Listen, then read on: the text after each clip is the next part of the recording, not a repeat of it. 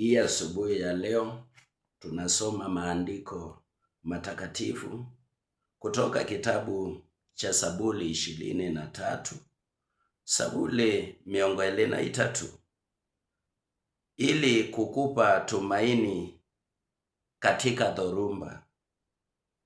Maandiko measia, Yehova niwe mwethi wakwa, ndikaiwane kindu. Nondi ndiasya isesine siene kia bube.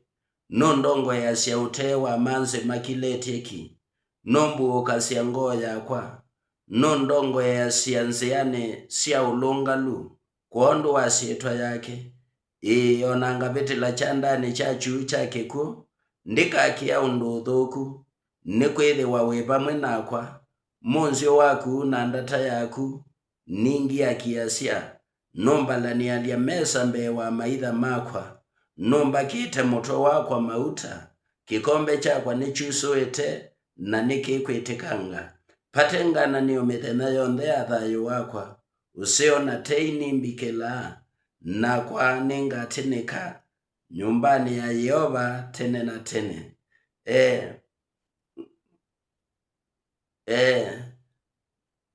Yehova niwe mwethi wakwa. Funzo ambayo tunajifunza kutoka kwa hii maandiko ni kupata tumaini katika dhoruba. Kupata tumaini katika dhoruba. Kwitha na wekwatyo ibinda ya matatwa katika jina la Yesu. Baba nasongea. Baba nasongea